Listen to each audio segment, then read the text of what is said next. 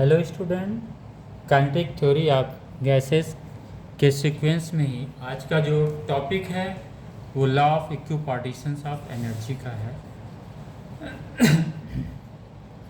जो कि कॉन्सेप्चुअली बहुत ही स्ट्रांग है। वो उस पर क्वेश्चंस बहुत सारे आते हैं। कॉम्पिटिटिव एग्ज़ाम में, नीट में या जेई में बहुत अधिक क्वेश्चंस आते हैं उससे, क्योंकि इसका कॉन्सेप्ट क्लियर होना बहुत ज़रूरी है। तो न्यूमेरिकल मैंने आपसे फिर बोला बहुत इजी होता है, बशर्ते हमारे कॉन्सेप्ट्स क्लियर हो। ओके, तो हम लोग शुरू करते हैं law of equipartitions of energy से। जैसा कि हम लोग जानते हैं बच्चों की law of equipartitions of energy, आगे हम शब्द को समझते हैं। मैंने बोला है बार बार, फिजिक्स में हर एक वर्ड्स की अपनी एक मीनिंग होती है, और जब तक आपको मीनिंग्स ना क्लियर हो जाए आप आगे ना बढ़ें। ओके, सपोज वर्ड्स है equipartitions of energy. Equi means equal, partitions मतलब डिवाइडेशंस ऑफ एनर्जी। सपोज आपके पास 5 रुपये है, टोटल पैसा कितना आपके पास 5 रुपये है, 5 rupees, and that 5 rupees you have to distribute among 5 persons equally. अगर आपसे बोला गया तो आप क्या करेंगे? एक एक रुपये कितने लोगों को डिस्ट्रीब्यूट करेंगे? 5 लोगों को। 1 1 1 1 5। तो आपके पास जो 5 रुपये थे इसको आपने क्या किया? डिस्ट्रीब्यूट कर दिया। कैसा डिस्ट्रीब्यूशंस किया आपने? इक्वली किया, राइट। सेम चीज़ एनर्जी में, अगर किसी सिस्टम की एनर्जी सपोज 5 जूल है, ओके, अगर वो बोला गया कि 5 जूल एनर्जी को आप 5 पोजीशंस में आप दे के चले आओ, तो आप इक्वली लेकिन देना हो, तो आप फिर क्या करोगे? 1 joule 1 joule 1 joule 1 joule, 5 joule आप 5 पोजीशंस पे आपने दे दिया। तो यही चीज़ इक्विपार्टीशंस ऑफ एनर्जी की है। वो एग्जाम्पल देखिए, कोई चीज़ पढ़ने के लिए आपको सिंपल इसी तरह से ये करना रहेगा। यानी क्लियर हो गया? हम एनर्जी को क्या करेंगे? इक्वल पार्ट में डिस्ट्रीब्यूट करेंगे या शेयर करेंगे। ओके, अगर सपोज हमारे पास 9 जूल एनर्जी है, इसको हमें 3 पोजीशंस में हमें डिस्ट्रीब्यूट करना है, तो फिर हम क्या करेंगे? 3 जूल 3 जूल 3 जूल, 9 जूल हमने इक्वली शेयर कर दिया। यही what exactly the equipartitions of energy is saying. Now the thing is clear. अब आता वो कि हम इसको जो पोजीशंस है इसे हम क्या कहते हैं? इस पोजीशंस को हम लोग बोलते हैं डिग्री ऑफ फ्रीडम बोलते हैं। एक एक शब्द को हमें समझना। डिग्री ऑफ फ्रीडम क्या होता है? ये बेटा डिग्री ऑफ फ्रीडम क्या होता है समझ लीजिए आप। अगर ये हमारा एक्स एक्सिस है, एक्स एक्सिस, और ये हमारा वाई एक्सिस है, और ये हमारा जेड एक्सिस है, right. These are the 3 axis. ये कोऑर्डिनेट है हमारे, X coordinate, Y coordinate and Z coordinate. ये हमारे एक्सिस हैं। सपोज अगर कोई पार्टिकल्स यहाँ पे है, पार्टिकल्स मीन्स मॉलिक्यूल, तो हम इसको क्या देखेंगे? इसकी पोजीशंस। ये जो कोऑर्डिनेट्स होते हैं ये क्या बताते हैं? It tells the positions of the particles or of the object which is lying in x y z. तो डिग्री ऑफ फ्रीडम कुछ नहीं है, ये बताता है ये किसी भी पार्टिकल्स की पोजीशंस है कहाँ पे, किसके अंदर बताता है? कोऑर्डिनेट्स के अंदर बताता है। और जो कोऑर्डिनेट्स के एक्स वाई जेड, ये तीनों क्या है? इंडिपेंडेंट कोऑर्डिनेट है। एक्स वाई जेड ये तीनों क्या हैं? Independent coordinate. कोऑर्डिनेट क्या बताता है? It tell the positions of the particle. Okay, I think clear. अब अगर हम देखते हैं कोऑर्डिनेट्स कितने बन सकते हैं जो इंडिपेंडेंट कोऑर्डिनेट हो, तो एक कोऑर्डिनेट एक्स वाई जेड, कितने नंबर्स ऑफ कोऑर्डिनेट्स? 3 कोऑर्डिनेट्स ये हुए। इसके बाद एक्स वाई, फिर एक्स जेड, 2 वहाँ पे जोड़ देते हैं, कितना हो गया? 5 हो गया। वाई एक्स वाई जेड, 2 यहाँ से निकल आया, कितना हुआ? 7 हुआ। Z Y Z X 2, 9। यानी 9 जगह पे हम एक्स वाई जेड जो हमारा कोऑर्डिनेट है, X axis Y axis Z axis का, यहाँ पे हम 9 जगह होती है जहाँ पे हम अपने आप को पोजिशनिंग कर सकते हैं पार्टिकल्स की। ओके, तो डिग्री ऑफ फ्रीडम की अगर हम बात करते हैं, जब ये हमारे में आएगा यहाँ पे, तो ये क्या बताता है? It's tales the positions of the particle are particles. Okay, अब हम आगे बढ़ें।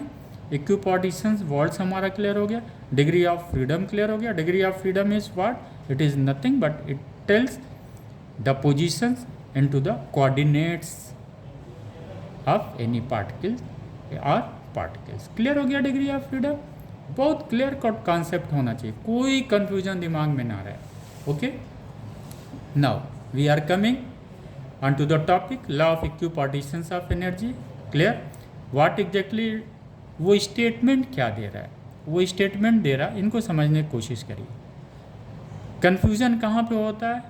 इस एक वन गैस का हमने एक कोई सिस्टम लिया, गैस क्या है? वन है। तो वन सिस्टम का अगर हमने लिया और मैं बोलूँ this system is with the thermal equilibrium, तो वो किसके थर्मल इक्विलिब्रियम में है? वो सवाल आता है। तो ये आता है कि सिस्टम तो किसी के भी थर्मल इक्विलिब्रियम में नहीं है। एटमॉस्फेयर, इसको हम नेगलेक्ट कर दे रहे हैं यहाँ पे। यानी ये थर्मल इक्विलिब्रियम क्या हुआ? यानी टेम्परेचर सेम रहे। ये किसका है? पार्टिकल्स का है। इस गैस के अंदर जितने भी पार्टिकल हैं A B C D E F G H, इनके टेम्परेचर क्या हैं? सेम है। सपोज कोई सिस्टम है जिसमें गैस है, उसको हमने हीट दिया। हीट देने पे हीट की प्रॉपर्टी आप समझते हैं, हमेशा टेम्परेचर को राइज करता है। तो इस गैस के को अगर मैं हीट सप्लाई हम लोग करते हैं तो टेम्परेचर क्या करेगा? राइज करेगा। लेकिन एक सर्टन टेम्परेचर पे इसका बिहेवियर क्या होगा, ये चीज़ जानना ज़रूरी है। क्लियर? तो उसके बिहेवियर की स्टडी करेंगे हम लोग, ये जानना ज़रूरी है। किसका? पार्टिकल्स का थर्मल इक्विलिब्रियम पे क्या बिहेवियर है। तो ये बिहेवियर ये बताता है then internal energy of each particle, यानी ईच मतलब वन पार्टिकल का, the internal energy of each particle, जितने भी पार्टिकल्स हैं यहाँ पे सब एक एक पार्टिकल्स का क्या होगा? Associated with each degree of freedom, यानी जितने भी numbers of degree of freedoms हैं उसमें एक पार्टिकल्स का एक डिग्री पे जो हमारा इंटरनल एनर्जी होता है वो 1/2 K इंटू टी होता है, where K is the Boltzmann constant, T is the temperature. आइए अब हम लोग इसको डिफाइन कर लें। Okay, a system of an ideal gas which all the particles are in the thermal equilibrium at any absolute temperature T, then internal energy of each particle of the given gas associated with each degree of freedom is 1/2 kT। Right? Clear हो गया? यानी जब हम law of equipartition of energy पढ़ते हैं तो आगे हम सिर्फ एक पार्टिकल्स का लेते हैं। उस पार्टिकल्स में भी जो हम पार्टिकल्स क्या होता है गैस का? इट मे बी मॉलिक्यूल्स और इट मे बी एटम। तो हम मॉलिक्यूल क्यों लेते हैं कि मॉलिक्यूल्स थोड़ा सा बिगर होता है compare to the atom. Okay, तो हम मॉलिक्यूल्स की स्टडी करेंगे, लेकिन यहाँ पार्टिकल लिखने के पीछे ऑब्जेक्ट यही था कि आपका कॉन्सेप्ट क्लियर हो जाए, क्योंकि बहुत जगह पे पार्टिकल्स लिखा रहेगा, कहीं एटम कहीं मॉलिक्यूल्स, तो आप कंफ्यूज मत। Particle is nothing but it may be molecule or it may be atom. Okay, तो नाउ इज क्लियर। जैसे हम लोगों ने न्यूटन सेकेंड लॉ में क्या पढ़ा हुआ था, F equal to M A, same thing. Internal energy is what? Half K into T. ये चीज़ आपको दिमाग में रखना है। ये एक्सपेरिमेंटल वैल्यू है, ये एक्सपेरिमेंटल वैल्यू है, ये एक्सपेरिमेंटली प्रूव किया गया हुआ, तो इसे आपको ज़रूर करना है। जैसे F equal to M A, अगर आपको काइनेटिक थ्योरी ऑफ गैसेस में जाना है तो ये चीज़ आपको देखना है। ओके, बहुत वेरी सिंपल। फिर से एक बार रिपीट कर दे रहा हूँ, हिंदी में बोल दे रहा हूँ। किसी भी सिस्टम में जो गैस है उसके पार्टिकल्स अगर थर्मल इक्विलिब्रियम में हैं और वो थर्मल इक्विलिब्रियम में हैं जिनका एब्सोल्यूट टेम्परेचर T है, then the internal energy of each particle of the given gas associated with each degree of freedom is this one. Each मतलब 1 डिग्री ऑफ फ्रीडम का। अभी जैसे हम लोगों ने बात कर रहे थे, यहाँ पे अगर हमारे पास XYZ ये एक्सिस है, X axis Y axis Z, इस कोऑर्डिनेट्स पे अगर हम लें कि कितने जगह से हम इस पार्टिकल्स के पोजीशंस को दिखा सकते हैं, कितनी जगह पे वो मूव कर, पोजीशन मतलब वो पार्टिकल्स कहाँ कहाँ जा सकता है। तो वो पार्टिकल्स कहाँ कहाँ जा सकता है, अगर मोनो पार्टिकल्स है तो कितनी जगह जाएगा? डाई डाई एटॉमिक मॉलिक्यूल्स है तो वो कहाँ जाएगा, ट्राई एटॉमिक मॉलिक्यूल्स है तो कितने कोऑर्डिनेट्स में कहाँ कहाँ पे वो पोजिशनिंग करेगा। क्योंकि डिग्री ऑफ फ्रीडम क्या है, it's speak the positions of the particle, कहाँ पे, कोऑर्डिनेट्स पे। तो आइए 1 एक्सिस 2 3, 3 जगह वो जा सकता है, अभी मैंने बोला एक्स वाई एक्स जेड, 2 कितना हो गया 5, वाई एक्स और इधर से भी जा सकता है, वाई एक्स और वाई जेड इस डायरेक्शन में भी जा सकता है। ये क्या था, क्लॉक, ये आपका इस साइड में था एंटी क्लॉकवाइज, वाई इधर आएगा तो क्लॉकवाइज, तो मोशंस तो अलग अलग हो गए ना, पोजीशंस भी अलग अलग हो जाएगा, क्लॉकवाइज का पोजीशंस अलग होगा, एंटी क्लॉकवाइज का पोजीशंस अलग हो जाएगा, right. X Y Y X, X Y X Z, अगर एक्स जेड लेते हो तो हम ऐसे जाएंगे, जेड एक्स लेते हैं तो हम ऐसे जाएंगे, जब ऐसे जाएंगे तो इसकी पोजीशंस भी मॉलिक्यूल पार्टिकल्स की चेंज होगी। ओके, तो कितने डिग्री ऑफ फ्रीडम हमको मिल सकता है एक्स वाई जेड पे मैक्सिमम, वो सवाल आ सकता है, what should be the maximum value of degree of freedom, 9 10 11 7 14, तो आपको ये चीज़ पता होना चाहिए। एक्स 1 2 3 डिग्री ऑफ फ्रीडम यहाँ से मिला, एक्स वाई एक्स जेड 2 यहाँ से मिला, 3 2 5, वाई एक्स और Y Z 7, Z X and Z Y 2 यहाँ जोड़ दिया, how much 9, it means maximum degree of freedom is 9, यानी 9 तरीके से हम लोग पोजिशनिंग कर सकते हैं पार्टिकल्स की। Okay, that depend on to the nature of the molecules. So half K T clear हो गया, के इज द बोल्ट्जमैन कांस्टेंट। ये चीज़ इम्पॉर्टेंट है बेटा, अगर ये चीज़ आपके पास है तो फिर नीचे की चीज़ें सब आसान हो गई हैं। यहीं पे मैंने, यहाँ पे हमने क्या निकाला, 1 पार्टिकल्स का, कहाँ पे निकाला, 1 डिग्री ऑफ फ्रीडम पे निकाला। क्या निकाला, एक पार्टिकल के इंटरनल एनर्जी निकाला, कि यहाँ पे 1 डिग्री ऑफ फ्रीडम पे निकाला।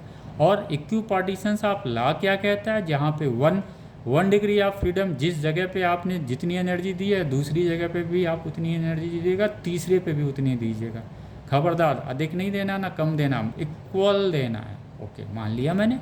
अब चूंकि इसका पार्टिकल्स का क्या है, एनर्जी देना है या लेना है, पार्टिकल्स की एनर्जी क्या है, एक सिंगल पार्टिकल की एनर्जी हाफ के इंटू टी है, कहाँ पे है, 1 डिग्री ऑफ फ्रीडम पे। ओके, अगर उस पार्टिकल की एनर्जी हम 2 डिग्री ऑफ फ्रीडम पे निकालेंगे तो हम इसको यहाँ पे आ जाएगा, 2 डिग्री ऑफ फ्रीडम पे क्या आ जाएगा, यहाँ इसको मल्टीप्लाई कर देंगे 2 से, तो सिंपल आ जाता है। यानी डिग्री ऑफ फ्रीडम भी माने रखता है। अगर यहाँ पे 1 डिग्री ऑफ फ्रीडम पे कितना है, half K T, 10 degree of freedom पे क्या, 9 डिग्री ऑफ फ्रीडम पे कितना हो गया, 9/2 के टी। क्लियर, समझ में आया। 3 डिग्री ऑफ फ्रीडम पे मल्टीप्लाई कर दीजिए ना, 1 डिग्री पे कितना है internal energy, half K T, 3 degree पे कितना होगा, 3/2 के टी। क्लियर हुआ इस कॉन्सेप्ट को। ओके, ये मतलब this is the average energy हम लेते हैं, average internal energy. Here we are talking about the internal energy, whenever we are saying the energy is, we are talking about the internal energy. Okay, so this one is this, the energy associated with each degree of freedom of each particle is this. इसको second way में भी हम define कर सकते हैं। Okay, second way क्या कहते हैं, the total average energy of A system of an ideal gas is equally share in all degree of freedom at thermal equilibrium। Conditions क्या लगा दिया, थर्मल इक्विलिब्रियम। अगर थर्मल इक्विलिब्रियम है तो एवरेज एनर्जी जो होती है वो इक्वली जो है डिग्री ऑफ फ्रीडम पे डिस्ट्रीब्यूट होगी। कंडीशंस क्या है, all the particles must be on thermal equilibrium. Okay, suppose 3 है तो 3, 4 है तो 4, 5 है तो 5, 6। सपोज अगर एफ नंबर ऑफ जो है डिग्री ऑफ फ्रीडम है, देन क्या होगा, एफ से इसको मल्टीप्लाई कर देंगे।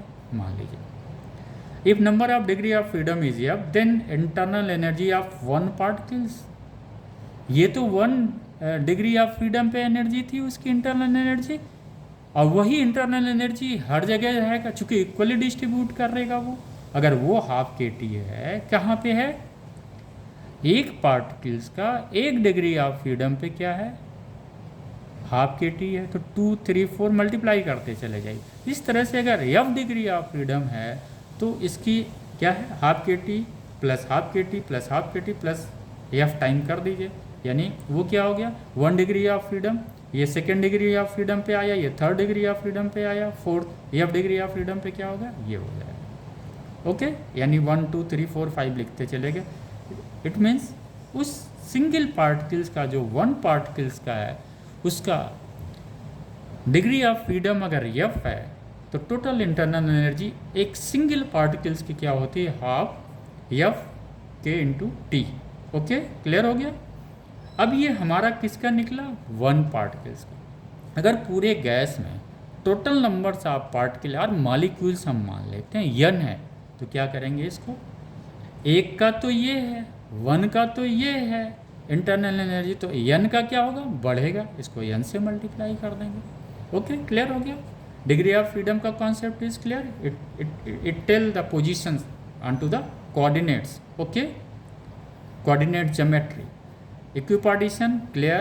Important is the particles must be in on thermal equilibrium.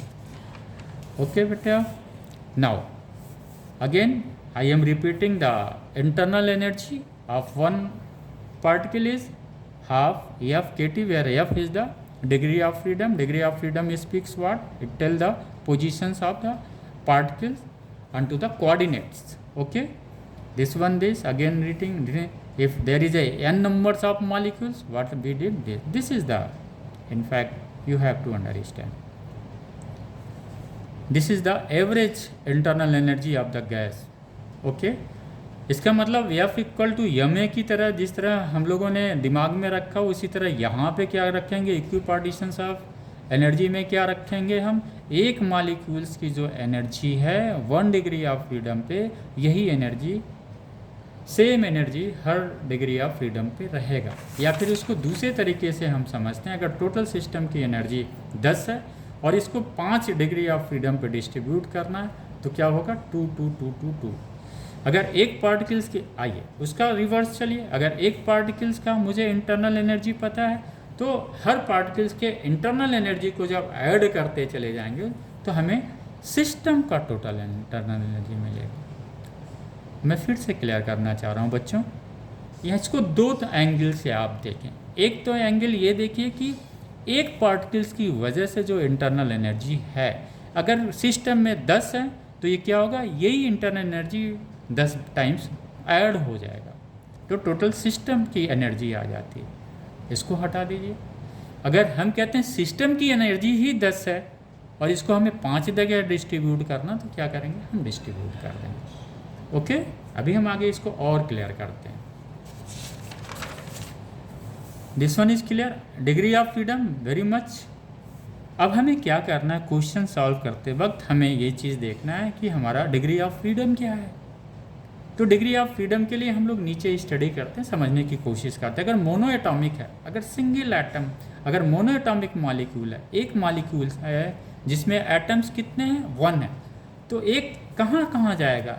अगर ये सिंगल है तो एक्स एक्सिस पे, वाई एक्सिस पे, जेड एक्सिस पे। देखिए एक चीज़ आपको बहुत क्लियर दिमाग में रखना है कि जब हम law of equipartitions of energy पढ़ते हैं तो जो पार्टिकल्स है बेटा, वो पार्टिकल है क्या, वो पार्टिकल रैंडम मोशंस में मूव करना चाहिए। The motions of that particle must be in random motion. ये बहुत ही की पॉइंट है, हम रैंडम मोशंस का स्टडी कर रहे हैं, राइट बेटा। इसी रैंडम मोशंस की वजह से तो वो कहीं पे भी डिग्री ऑफ फ्रीडम पे मूव कर रहा है। क्लियर। तो पहला कंडीशंस क्या है कि हमें जो ये चीज़ें अप्लाई करनी है वो क्लियर हो गया हमें कि जो डिग्री ऑफ फ्रीडम है हम इस तरह से स्टडी करते हैं। और ये जो पार्टिकल्स मूव करती है जिसकी वजह से ये एवरेज जो इंटरनल एनर्जी मिली है मुझे, उस पार्टिकल्स के due to the random motions की वजह से मिली। ओके, क्लियर हो गया, वेरी गुड। आइए अब हम थोड़ा सा डिग्री ऑफ फ्रीडम के बारे में समझें। मोनो एटॉमिक, सिंगल एटॉमिक कहाँ कहाँ जा सकता है, X Y and Z axis. इसमें ट्रांसलेशनल मोशन क्या होगा 3 हो जाएगा एक्स वाई जेड का, क्योंकि सिंगल एटम है। मॉलिक्यूल जो क्या है वो इसका एटम क्या है सिंगल है, तो ये सीधे सीधे रेक्टिलिनियर मूव करेगा, चाहे एक्स डायरेक्शन में, चाहे वाई में, चाहे जेड में। तो इसमें रोटेशंस होगा नहीं क्योंकि सिंगल एटम है। There is a no rotational, तो रोटेशनल मोशन इज 0 या translational is 3, this one is a 0। Vibrations हम नहीं देते हैं, यहाँ पे हम वाइब्रेशन लेते ही नहीं है कहीं पे। एक जगह बस थोड़ा सा है, वो अभी हम लोग बाद में डिस्कस करेंगे। जहाँ पे हम नॉर्मल जब इसको हम पढ़ते हैं तो वाइब्रेशंस नहीं लेते हैं, क्योंकि जो टेम्परेचर पे हम ये स्टडी कर रहे हैं जनरली एक हाई टेम्परेचर, मीडियम टेम्परेचर या हाई टेम्परेचर होता है, लेकिन बहुत अधिक हाई नहीं रहता। अगर बहुत अधिक हाई टेम्परेचर हो सका तो फिर ये law of equipartitions of energy applicable नहीं होगा। इसकी हम लोग बाद में डिस्कस करें, हम लोग सिंपल समझते हैं, ठीक है बेटा। आइए डायएटॉमिक में क्या है बेटा, ये डायएटॉमिक है, ये रोटेट भी करेगा, लेकिन रोटेट कहाँ कहाँ करेगा, क्योंकि ये डायएटॉमिक है, यानी कहीं ना कहीं एक्स वाई एक्सिस पे वो कहीं होगा या एक्स एक्सिस पे ही होगा। अब वो मूव कैसे करेगा, मोशन तो क्लियर हो गया। ट्रांसलेशनल क्या होगा X Y and Z, total number is 3। Rotations कहाँ होगा, रोटेशन सिर्फ 2 ही होगा यहाँ पे, ओके। रोटेशनल चूँकि डायएटॉमिक है, डायएटॉमिक मॉलिक्यूल्स है, तो इस एक्स वाई जेड प्लेन पे सिर्फ 2 ही जगह वो रोटेट करेगा उस फ्रेम में। तो नंबर ऑफ रोटेशंस कितना हो जाएगा 2। टोटल डिग्री ऑफ फ्रीडम कितना हो गया 3 + 2, ओके। 3 ट्रांसलेशनल एंड 2 किसका है रोटेशनल्स का, 3 + 2, तो डिग्री ऑफ फ्रीडम कितने हो गया 5, ओके। मतलब अगर इसकी पोजिशनिंग हमें कोऑर्डिनेट्स में देनी पड़ेगी तो हमें 5 तरीके से इसकी पोजीशंस निर्धारित करनी पड़ेगी, ओके।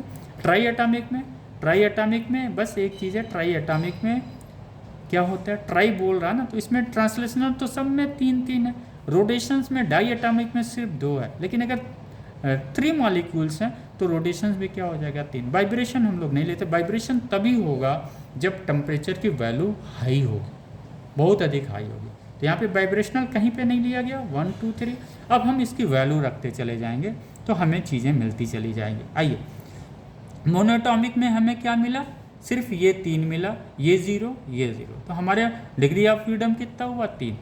तो एक एटम्स का, एक पार्टिकल्स का इंटरनल एनर्जी कितनी हो गई बेटा, यहाँ पे एफ की वैल्यू कितनी हो गई 3 हो गई, यहाँ हमने 3 रख दिया K2, चूँकि हमने एक मॉलिक्यूल्स की स्टडी हम करें इसलिए n की वैल्यू कितनी हो गई 1, तो 3/2 क्लियर हो गया। डायएटॉमिक में आइए, डिग्री ऑफ फ्रीडम कितना है 3 है, ट्रांसलेशनल रोटेशनल कितनी है 2, एफ कितना हो गया 5, then the internal energy of 1 molecule, remember it, internal energy of 1 molecule 5/2 K2। अगर n है पूरे सिस्टम का n है तो यहाँ पे हम n लिख देंगे। ट्राई एटॉमिक में क्या है, डिग्री ऑफ फ्रीडम बेटा 6 है, यानी 6 जगह से इसको पोजीशंस किया जा सकता है कोऑर्डिनेट्स में, okay.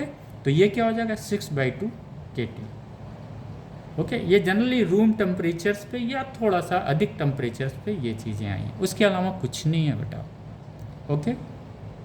Now the concept is clear. थोड़ा सा वो आपके सिलेबस से बाहर की चीज़ है, उसे जाना भी नहीं है, लेकिन एक बार हम देख लेते हैं ताकि कोई नई चीज़ आए तो आप ये ना सोचें ये कहाँ से आ गया।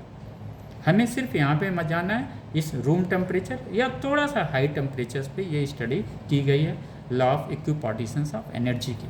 आइए बेटा, थोड़ा सा अगर वेरी हाई टेम्परेचर कर देते हैं, अगर मॉलिक्यूल्स का टेम्परेचर बढ़ा देते हैं, थोड़ी सी हाई कर देते हैं, तो क्या होगा मॉलिक्यूल जो है ऑसिलेटरी SHM में आ जाएगा, ऑसिलेटरी मोशंस करने लगेगा मॉलिक्यूल। अगर मॉलिक्यूल्स ऑसिलेटरी मोशंस करेगा बेटा SHM में आ जाएगा तो क्या होगा वाइब्रेशन मोशंस भी होगा। Oscillation is also known as a vibration ना, तो इसे SHM करने लगता है, सिंपल हार्मोनिक मोशंस करने लगता है जब बहुत अधिक टेम्परेचर हम लोग देते हैं। फिर बेटा क्या होगा, डिग्री ऑफ फ्रीडम चेंज हो जाएगा। फिर क्या होगा, डाई एटॉमिक में ट्रांसलेशनल 2 है, रोटेशनल ऑलरेडी हम लोगों ने बेटा 2 देखा हुआ है, तो वाइब्रेशनल भी कितना हो जाएगा 2, तो 3 2 5 2 7। अब यहाँ पे एफ की जगह हम क्या लिख देंगे बेटा 7, तो इसकी वैल्यू कितनी 3 यहाँ पे 2 यहाँ पे 2 यहाँ पे 7, तो कितनी वैल्यू हो गई 7/2 KT। अगर वेरी हाई टेम्परेचर देता है तब उस पर जाइएगा, अदरवाइज आपका यहीं से ही क्लियर हो जाएगा। ट्राई एटॉमिक में क्या हो जाएगा, क्योंकि ट्राई एटॉमिक मॉलिक्यूल्स में हमने क्या पढ़ा था बेटा? ट्रांसलेशनल 3 है, रोटेशनल 3 है। अगर रोटेशनल 3 है तो वाइब्रेशनल भी 3 होगा। इसका मतलब ये हो गया टोटल डिग्री ऑफ फ्रीडम कितनी हो गई? 3 translational, 3 rotational, 3 vibrational. How much? 9। Then the internal energy of one molecule is 9/2 kT, but at very very high temperature. Okay, तो डिग्री ऑफ फ्रीडम को आप नरेट कर सकते हैं बेटा। The number of independent coordinates to define the positions of particles is known as degree of freedom. Degree of freedom का concept clear हो गया। पोजीशंस ऑफ पार्टिकल्स को कहाँ दिखाता है? इंडिपेंडेंट कोऑर्डिनेट्स पे दिखाता है। आइए थोड़ा सा हम लोग समझ लेते हैं। जो लॉ ऑफ इक्विपार्टीशंस होता है वैलिड कहाँ के लिए है? ऐसा नहीं कि हमने 0 डिग्री सेंटीग्रेड टेम्परेचर रख दिया और वहाँ पे फिर हम स्टडी कर रहे हैं, फिर वो नहीं बेटा। टेम्परेचर थोड़ा सा हाई होना चाहिए। Law of equipartition is valid at high temperature, number 1।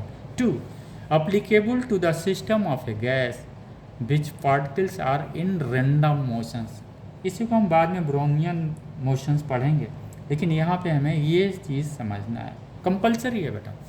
अगर लॉ ऑफ इक्विपार्टीशंस हम पढ़ते हैं तो ये चीज़ हम लोग कर लेते हैं। अभी जो नेक्स्ट हम लोगों का क्लास होगा बेटा, फिर हम लोग यहाँ पे पॉइसन्स कांस्टेंट के बारे में जानेंगे। Gamma equal to CP/CV, this is a very important. उससे बेटा जेईई नीट में बहुत सारे सवाल आते हैं, इसी तरह के कॉन्सेप्ट से ही सवाल आते हैं। इट्स अ वेरी कॉन्सेप्चुअल और उस पर सवाल मिलते हैं, क्वेश्चंस आपको मिलेंगे कॉम्पिटिटिव एग्जाम में, नीट और जेईई दोनों में मिलेंगे। इसको हम लोग प्रूव करेंगे। Gamma equal to CP/CV। By the way of this one again Mayer's law we have already prove CP-CV equal to R। इसी से हम लोग प्रूव करेंगे CP/CV equal to 1 + 2/F। F is the degree of freedom. Okay, तो हम ये करेंगे जैसे हम लोगों ने पढ़ा था CP is greater than CV। तो जाहिर सी बात है, अगर हम CP इज ग्रेटर देन क्या होता है, इसमें हम लोगों ने क्या पढ़ा था? CP is greater than C। इसे हम लोग बेटा समझेंगे और प्रूव भी करेंगे by the help of this internal energy. Okay, the internal energy of the system के वजह द्वारा हम लोग इसको प्रूव करेंगे। Gamma equal to CP/CV। It's very important to understand what is how it come. तो वो चीज़ें आपको देखनी है। देखिए, कभी भी पढ़ते वक्त एक चीज़ ज़रूर ध्यान में रखना है कि हमें जो फार्मूलाज हैं या जो कॉन्सेप्ट्स हैं हमें प्रूव कैसे करना है। तो ये CP/CV का जो रेशियो है, it's known as a Poisson ratio also. इसको हम लोग नेक्स्ट जो क्लास होगा हम लोग इसमें प्रूव करेंगे। और मुझे उम्मीद है बच्चों कि ये law of equipartitions of energy के अब जो ये कॉन्सेप्ट्स क्लियर हो जाएगा, हम लोग फिर न्यूमेरिकल की तरफ भी जाएंगे। अभी हम सिर्फ थ्योरी को क्लियर करना चाह रहे हैं, क्योंकि इसी से क्वेश्चन में क्या होगा? At absolute temperature, at thermal equilibrium, these are वही चीज़ यहाँ पे आपको क्वेश्चन में मिलता है। तो now this is the internal energy of a one particle. हम रिवाइज कर रहे हैं 1/2 K/T। If there is a n number of molecules, यहाँ से n से मल्टीप्लाई कर देंगे। इफ डिग्री ऑफ फ्रीडम है F, तो यहाँ से करके हम टोटल निकाल लेंगे। Now the concept is clear. फिर से एक बार मैं और रिपीट करना चाह रहा हूँ बेटा, ताकि वो बहुत ही इम्पॉर्टेंट चीज़ है। एक जगह हमने क्या बोला, अगर उसके पास 10 जूल की एनर्जी है, 5 जगह 2-2 जूल बांट दिया। अगर 2-2 जूल एनर्जी 5 लोग अगर देंगे तो टोटल सिस्टम की एनर्जी कितनी हो जाएगी? 10। दो तरीके से समझना है। एक तो हाफ KT क्या है, 5 जगह डिस्ट्रीब्यूट हुआ, और इनके डिस्ट्रीब्यूशंस को जब हमने ये किया तो हमें क्या मिला? Total internal energy of the system. एक बार बेटा फिर से इसको आप लोग रिवाइज करिएगा बार बार। It's a very very conceptual chapter, और ये चैप्टर अगर आपने अपने कॉन्सेप्ट्स को क्लियर कर लिया तो मुझे बिलीव है कि फिजिक्स में आपका कोई भी चैप्टर आएगा आप अपने स्वयं से कॉन्सेप्ट्स को क्लियर कर लेंगे। कल अगला क्लास जो हम लोगों का रहेगा बेटा, वो सिर्फ इस पे केंद्रित रहेगा, gamma equal to CP/CV, and this one we will prove by the way of internal energy. Okay, I hope बेटा की चीज़ें क्लियर हो गई होंगी। और आप लोग मन लगा के पढ़ें। फिजिक्स को बहुत ही आसान, मैं बार बार रिपीट करूँ, it's one of the easiest, और स्पेशली जो बायोलॉजी के स्टूडेंट हैं उनके लिए तो और आसान है वो, बस सिर्फ कॉन्सेप्ट्स को समझना है। तो आज हम लोग कंक्लूड करते हैं क्लास को। पहला हम लोगों ने पढ़ा है this one, law of equipartitions of energy, उसमें मैंने यहाँ पे पढ़ा। दूसरा इसका जो वैलिड पॉइंट आया उसमें थर्मल इक्विलिब्रियम में क्या होता है, पार्टिकल्स ऑफ द गैस होते हैं। तीसरा जो आया पॉइंट यहाँ पे डिग्री ऑफ फ्रीडम आया। डिग्री ऑफ फ्रीडम क्या बताता है, वो पोजीशंस बताता है कोऑर्डिनेट्स पे किसी भी पार्टिकल्स का। Okay, and this half kT is nothing but it is a average internal energy of one particles. Okay beta, I hope that you all students are getting this. Thank you student. Okay beta.